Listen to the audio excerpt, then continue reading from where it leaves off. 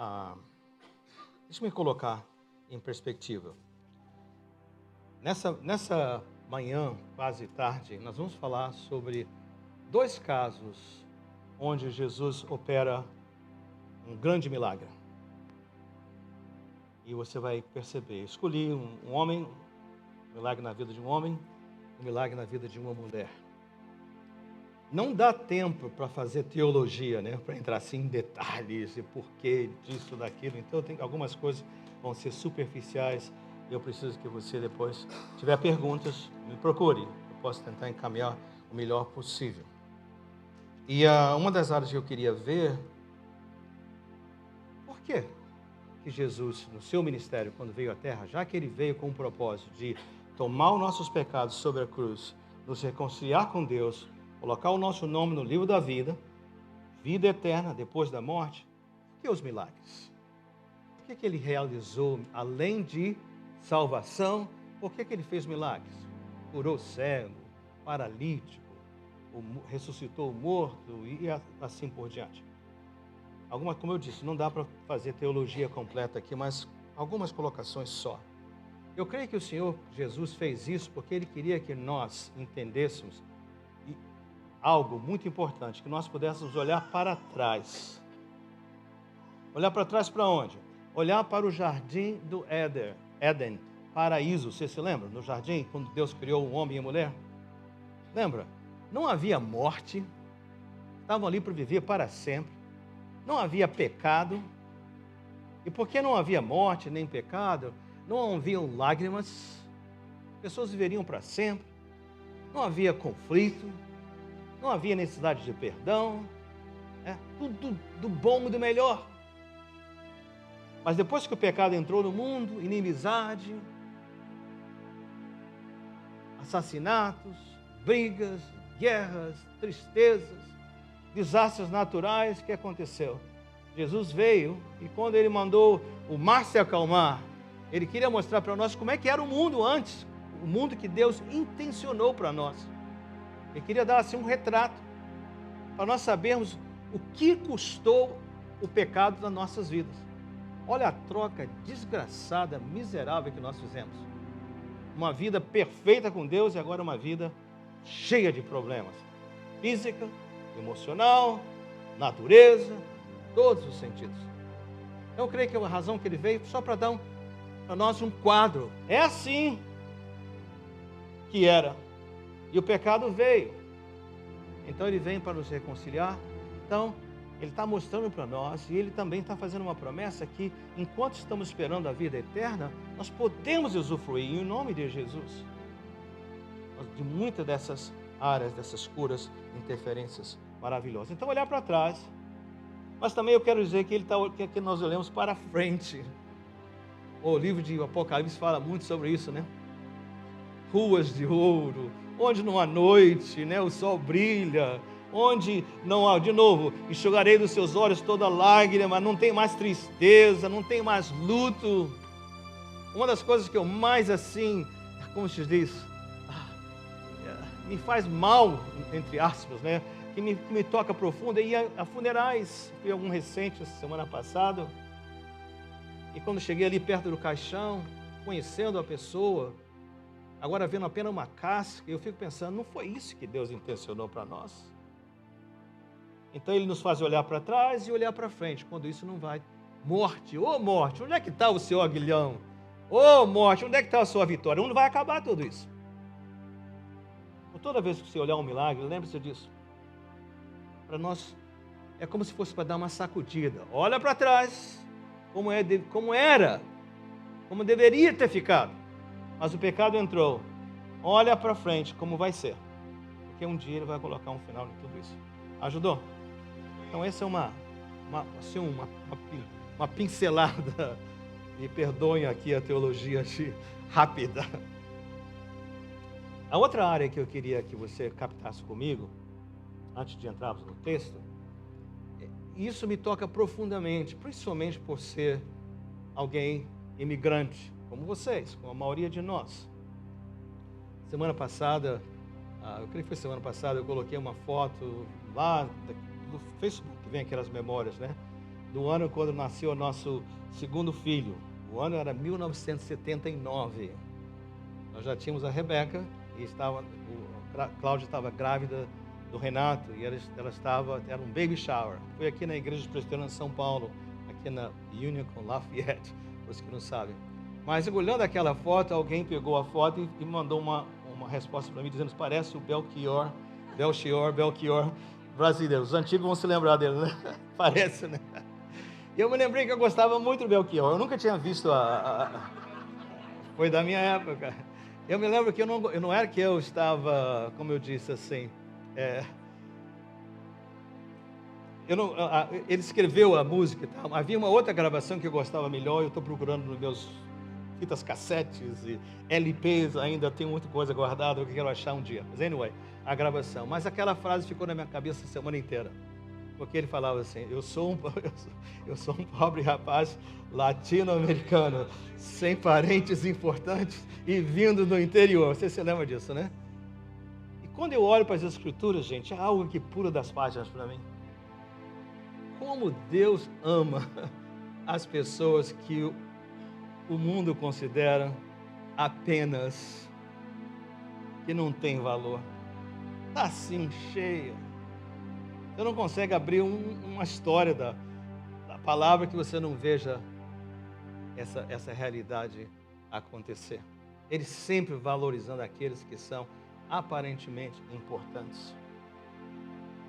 Eu sei que você sabe que no Antigo Testamento, soberania divina, Deus escolheu a nação de Israel como seu povo.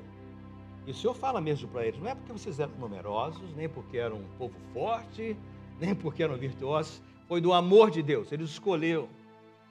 Mas o povo de Israel, eu não estou aqui falando nada contra o povo judeu, mas você sabe que na Escritura mesmo era problemático, né? Eles levaram isso tão a sério que, quando construíram um templo, as pessoas não judias não podiam entrar no templo. Tinha um pátio dos não judeus. E Deus é tão maravilhoso que na genealogia de Jesus, se você olhar as mulheres que estão ali mencionadas, todas elas não são judias. Aliás, você tem Raabe, que era uma prostituta, você tem, né, Ruth, que era uma moabita, você vai vendo assim, Batseba, que foi assim, a amante de Davi. Você vê como Deus, ele pega assim, os não importantes e traz à tona. Eu creio que uma mensagem aqui. Obviamente que Ele quer todo mundo. Ele não quer que ninguém pereça. Mas Ele tem no carinho. Então, para nós, eu digo para nós, talvez pelo privilégio de que nós somos latinos-americanos, gente que não, sem parentes importantes, vindo do interior, seja qual for, para nós entendermos que o Senhor tem algo especial para você. O Senhor quer muito mais que apenas nos congreguemos aqui. Ele quer muito mais que a gente apenas tenha uma vida melhor para nós e para os nossos filhos. Ele quer construir algo extraordinário nessa área, nesse lugar, nesse país, através de você. Então, há um chamado, há uma convocação. Não se venda barato. Deus tem algo profundo para você. E nós vamos ver isso nessa história. Como eu disse, nós temos duas histórias aqui que eu queria ver e pegar algumas lições. Como é que Deus opera e quer operar com pessoas que o mundo consideraria não importantes, estrangeiros, pessoas talvez de uma segunda classe. A primeira história está, se você puder abrir, por favor,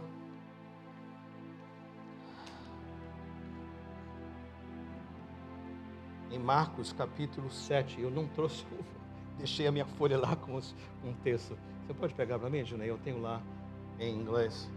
Mas Marcos capítulo 7, se a memória não me falha, versículos 24 até o versículo 30.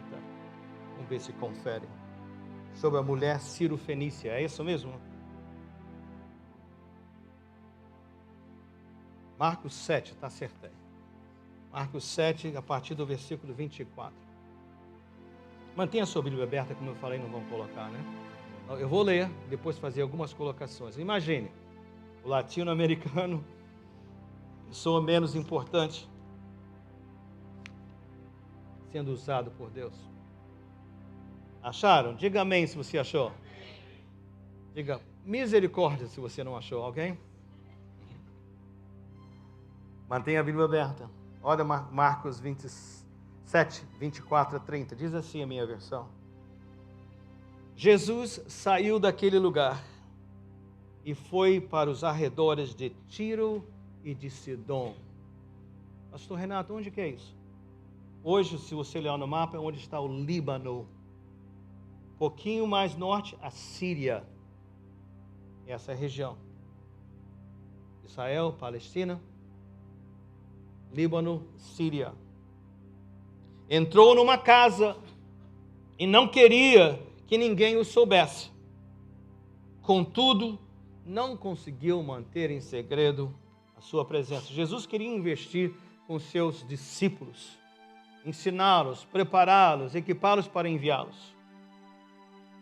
Ontem, no Ministério com Casais, uma das conversas e tratos que nós fizemos com a pastora Adriana foi que esse ministério não era somente para dar informação, mas para equipar os casais mais experimentados, ajudando os que estão começando.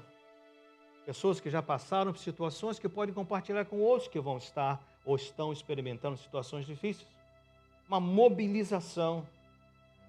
E Jesus fez assim, Ele não quer só que a gente tenha informação, Ele quer nos preparar para que nós sejamos enviados e cuidar de outros. Todo mundo cuidando uns dos outros, passando à frente aquilo que nós temos recebido. Então Jesus não queria que soubesse onde Ele estava, porque Ele estava investindo tempo com seus discípulos. De fato, logo que ouviu falar dele, certa mulher, cuja filha estava com um espírito imundo, veio e lançou-se aos seus pés. A mulher era grega, não judia. Ciro-fenícia, por causa da região de origem, e rogava a Jesus que expulsasse de sua filha o demônio. Ele lhe disse: deixe que primeiro os filhos comam até se fartar. Ou seja, ele estava dizendo, eu vim a Israel e depois eu vou espalhar. Então, vamos por partes. Deixe que primeiro os filhos comam até se fartar, pois não é correto tirar o pão dos filhos e lançá-los aos cachorrinhos. Ela respondeu: sim, Senhor, mas até os cachorrinhos, debaixo da mesa, comem das migalhas das crianças. Então ele lhe disse: por causa dessa resposta, você pode ir. O demônio já saiu da sua filha.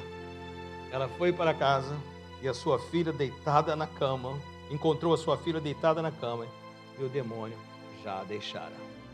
Esse é o primeiro dos textos que nós vamos ler. Como eu falei, espero que o tempo vai permitir cobrir tudo isso, né? O que nós aprendemos aqui? O que nós vemos? Nós vemos alguém que está com os olhos abertos para a desgraça. Ela chega para o Senhor Jesus pedindo ajuda, né? Ela rogava que expulsasse o demônio da sua filha. Quando me lembrei daquela história que Jesus tem 10 leprosos, ele diz: Senhor Jesus, misericórdia, tem misericórdia de nós.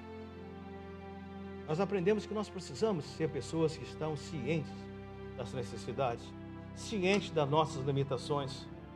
Que lástima quando a gente tem um problema e fica guardando. Como é que está? Está tudo bem? Não. Como é que estão as... Ei, vai como que só empurrando, né? E vai passando para frente e não trata, não admite. O que é que nós aprendemos aqui? Ela está ciente. Há algo aqui muito ruim acontecendo. Vocês notaram que não era com ela, era com a filha. Possessa. Possessão demoníaca. Graças a Deus, eu não tenho encontrado tantos casos de possessão demoníacas entre nós. Mas, gente, está sim de problemas. Pais com problemas com filhos. Filhos com problemas com pais. Pessoas da família, situações. Eu fico pensando né? Aqui no dia 31 tivemos aquele testemunho maravilhoso daquele rapaz que disse 37 anos de idade, 32 anos totalmente na dependência do vício.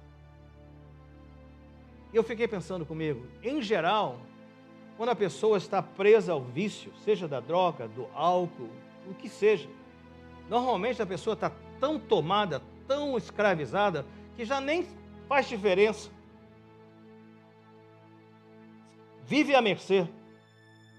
Mas as pessoas que estão ao lado, misericórdia, dos pais, dos irmãos, dos amigos, das pessoas queridas. Então aquela senhora vem para Jesus e ela reconheceu: eu estou numa situação que está além dos meus recursos. Eu estou numa situação que só Deus pode intervir. E ela fez uma decisão que ela não ia ficar calada nem quieta, mas ela ia clamar, ela iria ao encontro dele, contrário às agendas, às prioridades, se tinha horário ou não tinha horário, ela disse: eu não vou esperar, eu vou até ele. E ela prostrou-se, total dependência. Então eu creio que ela está nos ensinando o seguinte: não importa, eu preciso chegar ao ponto que eu vou reconhecer aquelas áreas que estão além dos meus recursos, além das minhas forças, e vou me dirigir ao Senhor. Vou ter a ousadia, vou ter a audácia de procurá-lo. Mas aqui, quando eu primeiro leio essa parte que Jesus fala e chama ela de cachorrinha, né? Falei, gente, que coisa esquisita. Eu creio que ele queria ensinar, porque Jesus, sempre que curou, ele estava mais interessado da pessoa entender o que está envolvido do que a simples cura. O que ele queria ensinar? Ele queria dar uma lição para você e para mim, que espiritualmente, diante de Deus, pela nossa natureza pecaminosa, pelo nosso virar as costas a Deus, nós perdemos o direito de ter acesso a Ele. Então, quando ele fala, você está fora da mesa do Pai, ele estava querendo mostrar o seguinte: olha, a nossa condição pecaminosa é tão grande que nós perdemos o acesso. Mas aquela mulher, ao dizer o seguinte: gente, que coisa absurda, que grosseria, ela diz: sim, eu entendo que eu não mereço, eu entendo que a minha vida não qualifica para a sua graça, mas eu sei que o Senhor é um Deus gracioso, cheio de graça. Então eu sou um cachorrinho, sim, mas eu confio na sua graça. E ela fala algo ainda maravilhoso. Ela diz o seguinte: realmente, Senhor, Tiago fala assim, né? Que Deus detesta os orgulhosos, mas Ele ama os humildes. O próprio Jesus falou, né? Na palavra de Deus fala que os contritos do coração Ele não despreza. Então ela nos ensina que há uma humildade, há uma sensibilidade a quem nós somos e onde nós estamos, que Deus aprecia. O reconhecimento, isso é atitude de arrependimento, isso é atitude de reconhecimento. Senhor, eu não tenho currículo, eu não mereço, mas a tua graça, essa mesa abunda com graça. Creio que ele fala algo mais aqui para nós, nesse texto nós aprendemos também, quando ela fala assim: mas até os cachorrinhos comem das migalhas da mesa. Gente, que coisa tremenda. Ela está dizendo o seguinte: eu não estou pedindo o pão inteiro, eu estou pedindo um pedacinho só, porque o que tem no pão inteiro, tem no pedacinho também. Você se lembra da parábola da mostarda, do grão de mostarda? Eu não creio que Deus está fazendo que a fé é pequenininha. Ele fala assim: o que você tiver, se é uma migalha apenas, se é apenas um pedacinho, você invista isso, plante isso, confie isso, porque Deus vai fazer o resto. Está me acompanhando? Ele está ensinando alguém que não era ninguém, mulher estrangeira, não judia, dizendo, eu creio que ela estava dizendo: a sua graça, Senhor, é muito maior do que a minha falta de qualificações, é muito, muito, muito maior. A sua graça, Senhor, talvez você fique pensando: eu tenho uma necessidade, mas os meus pecados são tão grandes, eu estou afastado de Deus, eu conheço a vontade dele, não tenho feito, não tenho obedecido, miserável, não vou nem falar nada. Eu creio que nós estamos aprendendo o seguinte: não importa os meus pecados, a graça de Deus é ainda maior que os meus pecados. E eu posso fazer. Eu lembrei do profeta Isaías, você se lembra dele? Capítulo 6, quando ele entra no templo para adorar, e quando ele vê a glória de Deus, ele fala: ai, miserável homem que eu sou, meus lábios são impuros, vem do meu coração, sai dos meus lábios, não é agradável a Deus. E ele falou: e eu vivo no meio de um povo de lábios impuros. Mas o Senhor disse: não tem problema, lá os querubins vão pegar a brasa lá do braseiro e vem e purifica. Eu creio que o Senhor está dizendo para você e para mim, chegou um momento na nossa vida para nós dizermos: Senhor, vou procurá-lo com todas as minhas forças, com tudo que eu tenho. Me lembrei também da parábola do filho pródigo, lá em Lucas 15. Você se lembra? Que ele cai em si, comendo a comida dos porcos, está indo para casa e no caminho ele vai praticando. Vou chegar em casa e dizer: Pai, pequei contra os céus, pequei contra o Senhor. Já não sou digno de ser chamado teu filho. Me faz como os teus empregados. Quando ele chega perto, surpresa dele, o pai vem correndo ao encontro dele, um abraço, um beijo. Ele quer falar, o pai não precisa falar. Troca a roupa, põe sandálias, põe um anel no dedo. Vamos fazer festa. Meu filho estava morto. Eu creio que o Senhor está dizendo para você e para mim: Jesus veio a esse mundo para muito mais do que apenas colocar o nosso nome no livro da vida, vida eterna. Ele quer ter vida e vida abundante para você e para mim, aqui e agora. E o que nós precisamos aprender o seguinte: é gritar e gritar bem alto, dizendo: Senhor, eu não mereço. Meu currículo não qualifica, mas a tua graça me alcança. Em nome de Jesus. Eu quero que dá tempo, pelo menos, fazer um comentário sobre a segunda história. Outro estrangeiro. Abram agora a sua Bíblia em Mateus capítulo 8. A partir do versículo 5 até o versículo 13.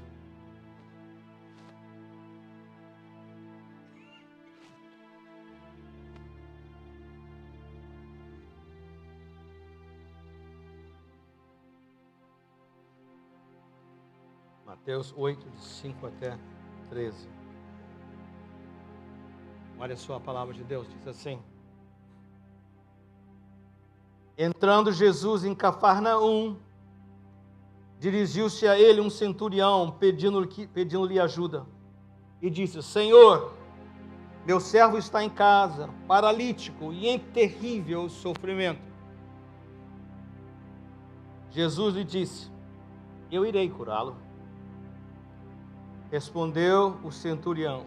Olha só aqui o paralelo, né? Outro estrangeiro, mas não judeu. Mas olha como é que abre o caminho o coração de Deus. Senhor, não mereço receber-te debaixo do meu teto. Olha a compreensão. Mas dize apenas uma palavra e o meu servo será curado. Ele dá mais explicações: pois eu também sou homem sujeito à autoridade e com soldados sob o meu comando. Digo a um: vá, e ele vai, e a outro: venha, e ele vem. Digo ao meu servo: faça isso, e ele faz. Ao ouvir isso, Jesus admirou-se e disse aos que o seguiam: digo-lhes a verdade, não encontrei em Israel, povo de Deus, ninguém com tamanha fé. Eu lhes digo que muitos virão do Oriente e do Ocidente e se sentarão à mesa com Abraão, Isaque e Jacó no reino dos céus. Mas os súditos do reino serão lançados para fora, nas trevas, onde haverá choro e ranger de dentes. Então Jesus disse ao centurião: vá, como você creu, assim lhe acontecerá. Na mesma hora, o seu servo foi curado. Como eu falei, não dá tempo para para fazer todas as aplicações. Eu quero apenas que ressaltar alguma coisa aqui. Comum também a sua humildade, reconhecimento. Eu não mereço, Senhor. É assim que nós nos aproximamos de Deus. Mas Ele nos dá, assim, algo extraordinário para compreender o poder de Deus. Centurião de 100, comandante de 100 soldados no Império Romano. Ele diz: eu estou debaixo de autoridade. Ele quer dizer o seguinte: e como ele, haviam muitos outros centuriões, centenas, e essas centenas formavam legiões, com comandantes também. Essas legiões tinham seus generais, muitas legiões, e acima dos generais, o imperador. Só para te dar uma ideia. E o Império Romano durou muitos séculos, muitos anos. Dominou o mundo inteiro conhecido. Como? Por quê? Porque era assim. Se você mexesse com um soldado, você tinha 100 para tomar as dores daquele soldado. Se você mexesse com um centurião e seus soldados, você tinha uma legião para lidar. Se você mexesse com uma legião, você tinha um exército inteiro. Então ele entendia o poder. A sua ordem, sua palavra tinha poder porque ela não estava só nele, tinha todo. O que ele nos ensina? Gente, isso pulou da página para mim. Esse homem com a simplicidade, não se sentindo digno, acho que ele já tinha ouvido tanto dos judeus, do povo de Deus, que dizia: você não tem lugar, você não pode ficar aqui, você não é do escolhido. Ele já não queria nem se aproximar. Ele falou: não sou digno de você entrar na minha casa, só diga. Eu creio que ele estava dizendo o seguinte: eu sei quem o Senhor é, e às vezes nós nos damos conta do poder de Deus. Eu sei que você é Deus, que tomou a forma de homem, veio e habitou entre nós. Eu sei que as legiões celestiais estão assim para o seu comando. A sua palavra, o Deus do céu, você aqui na terra, Jesus, a sua palavra vale tudo. Então o que eu vejo aqui é uma compreensão. Quando o apóstolo falou: se Deus é por nós, quem será contra nós? E o que ele está dizendo? Gente, por que eu estou temendo? Por que eu estou perecendo? Por que eu estou ansioso? Por que eu estou perdendo a paz? Por que eu estou sem confiança? Se eu tenho o Deus Todo-Poderoso do meu lado. Poder de Deus. Eu falei: ele ensina outras coisas, mas eu creio que ele ensina isso para nós. Eu aproximar-se de Deus e dizer: Senhor, a situação está complicada com meu filho, com minha filha, com meu pai, com minha mãe, com meu irmão, com meu neto, com minha neta, com isso, com aquilo, mas eu tenho do meu lado aquele que é o Senhor dos céus e da terra. Diz a palavra, Senhor, e assim será. Não sou digno, Senhor. De novo, coração contrito, coração aberto, coração entregue, mas dizendo: Senhor, as situações são inúmeras. Eu mencionei drogas, mencionei questão de possessão demoníaca, como está no texto. Às vezes é finanças, que nós estamos assim: Senhor, como é que vai ser a pagar a conta de luz desse mês? Senhor, como é que vai ser conseguir o aluguel, Senhor? Como é que vai ser o médico, Senhor? Como é que vai ser a enfermidade? Como é que vai ser isso, Senhor? Até os cachorrinhos comem das migalhas. Eu creio que o Senhor está nos convidando, porque no momento que nós experimentarmos isso, nós vamos ter algo para compartilhar. Nossa vida muda. É para dizer: eu tenho do meu lado, não sou digno, meu currículo não alcança, meu merecimento não está lá, mas eu sei que a graça do Senhor é muito maior do que a minha fraqueza, da minha impotência. E gritar para Ele: onde é que você está? O que é que tem assolado você? Quais são as situações que estão além dos seus recursos, que você precisa clamar ao Senhor, entregar ao Senhor? Nós temos um pouquinho de tempo. Gostaria que nós encerrássemos esse culto no altar.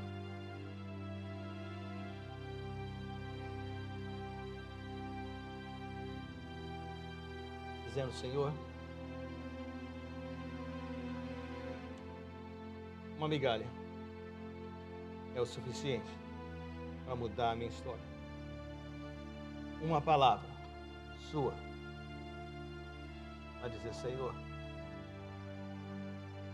olha para mim, olha para aquilo que eu estou enfrentando, olha para aquilo que está diante de mim. Intervém, Senhor. Muda a minha história hoje, em nome de Jesus. Creio que nesse processo eu vou abrir o altar para você poder vir e orar assim. Encerrarmos aqui dessa maneira. Mas talvez aqui hoje, nessa manhã, tenham pessoas que ainda não conhecem esse Jesus desse jeito. Esse é um Jesus que está interessado não só na sua vida eterna, mas Ele quer na sua vida aqui e agora, cuidar de você. Talvez você já o conheça, mas tem estado afastado dele. Ele está dizendo: é hora de acertar de novo e caminhar os nossos passos, em nome de Jesus. Esse é o seu desejo? Eu digo a você, gente, essa palavra me toca profundamente. Estou aqui como pastor, mas estou aqui como centurião e como mulher estrangeira, dizendo: Senhor, uma palavra, Senhor, uma migalha, e a história muda toda. Enche-me da tua graça. Esse é o seu desejo? Se você está aqui, venha unir-se comigo aqui no altar. E ao vir, comece a falar com o Senhor do seu jeito, da sua maneira. Você não tem que contar nada para ninguém, seja qual for. Há mais alguém nesse momento? Nós vamos encerrar. Você não está falando comigo, você não está respondendo para mim. Você está falando para o Senhor, e o Senhor somente. Senhor, uma migalha, Senhor, uma palavra. Muda a minha história, muda o meu momento, muda o meu ser, em nome do Senhor Jesus.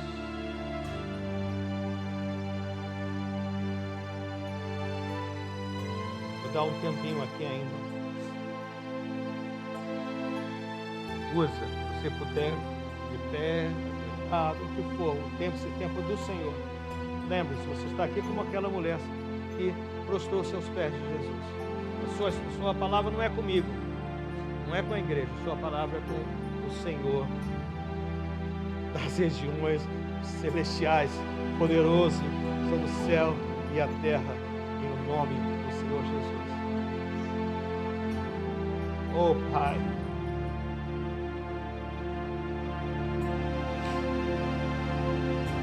você está aqui na frente como eu, comece a orar ao Senhor, falando com Ele.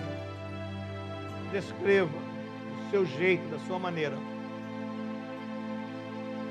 o que você precisa, o que está afligindo o seu coração, em nome de Jesus.